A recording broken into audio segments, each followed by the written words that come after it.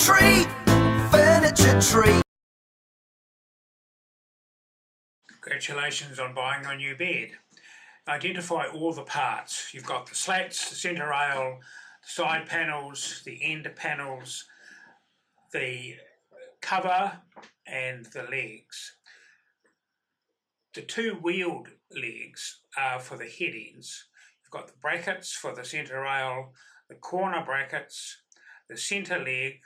You'll be shown how to fit this later. And you just need to be sure that you can identify all of the hardware.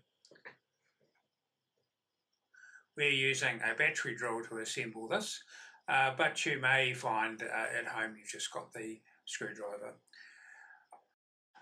Fit the washers onto the bolts. These are going to be used to fit the corner brackets. But first, before doing that, you'll fit the brackets for the centre rails. Identify the screws and be sure you know where you're going to place these. You'll put the open side uppermost.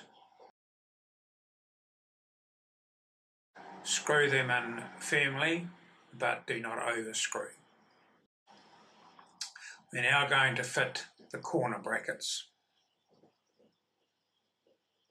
Be sure you identify the upper side, that is the side with the timber cleat running along. You need the hole for the leg to be downwards, that is on the opposite side to the wooden cleat. Be sure it's nice and flush with the end when you're finished. You're just placing them out to be sure that they're nicely located. Now you'll semi-tighten the bolts. You're going to put the bolts in and then you're going to line up the brackets a little later on. So all our brackets are on the side panels. We're now putting the end panels on. The holes are easy to identify and you should find that the bolts go in quite easily. You'll be doing both end panels and fitting them to the 4 corner brackets that are already on the side panels. So there's 3 bolts in each side, that's 6 bolts for each corner bracket. Just keep everything nice and lined up and even. You will have an opportunity just to do a final adjustment for squareness before you get to the next stage. Sometimes there's a little bit of extra lining up to be done just to be sure that things are nice and square. But just again make sure that the edge is nice and square before you do the final tightening up of the bolts.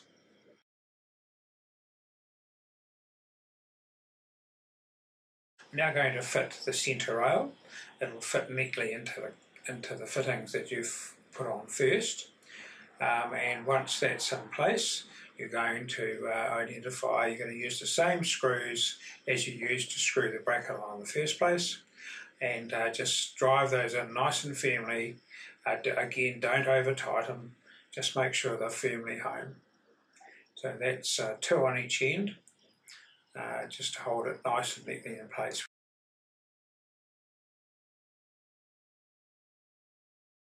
We now have the slats which are bound together. Cut the tape, holds the slats together.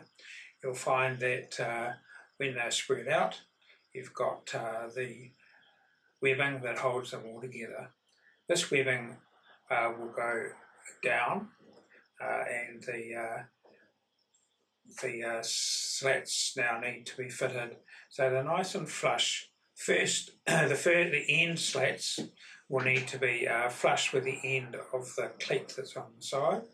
You just might need to do a few final taps just to make sure everything's nice and square. So you're now going to screw these in. The brass screws, you'll identify them as being different to the ones you used before, and there's a lot more of them. So just drive the end slats home first, get those in place, and from there you'll be able to adjust the other slats so they're all nice and evenly spaced. So that's the end slats fitted.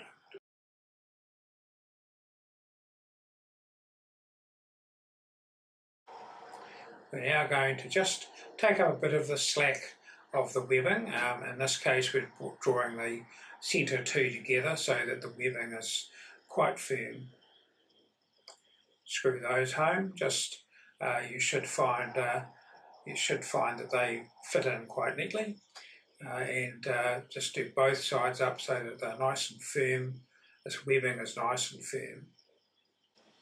Once they're in place, you can go through and tighten and put a screw into each slat as you go around.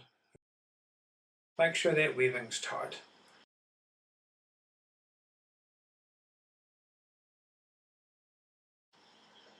We're now going to put the cover on. Now the cover is quite firm, and you'll need to be sure to start at the end where the headboard bolts are. I've just shown you those, and just pull it over loosely. Just try and keep the Velcro free and away from the fabric. It tends to grip the fabric a little bit, but if you just try and keep it fairly free at this stage, you should find it fits quite firmly and quite neatly. But you'll be able to, so long as you, again, make sure that Velcro is free on the other side. So you square the corners up and you end up with a nice, neat and very well-fitting cover.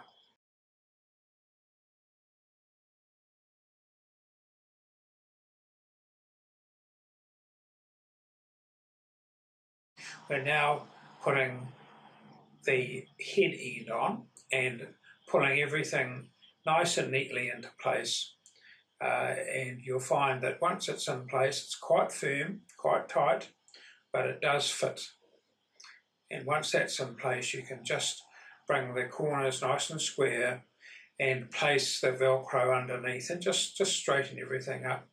This end is the head end, and will be covered over by the headboard, and actually isn't seen in the end. It's the other end of the base that's seen when it's, if you don't use the valance. Now that's how it looks underneath. We're now going to just make sure the cover is finally tightened up and made nice and neat and tight and square and straight. And if you do this properly, the whole thing will look neat and tidy when it's finished. So that's just going right around and making sure the whole thing's nicely pulled around. Can be quite firm. You need to give it a good grip, but the Velcro is quite easy to grip onto, and it does fit quite neatly onto that grey cover that's underneath. So that's all done now. That's that part. We're now going to fit the legs. Remember that the wheeled ends go on the headboard end. That's the end that's got the holes in and the base doesn't fully cover. So the wheels are going in now. They take a little bit of screwing in, but they go in quite quickly and easily. Then we're going to put the centre leg in. Now this needs to be screwed on. You've got some bolts for that, the same bolts as you've used for the corner brackets.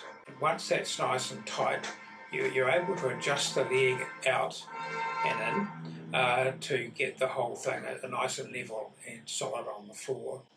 The final action would be to place the headboard bolts in place. We're just fitting them here without a headboard, and the whole base nice and complete and ready.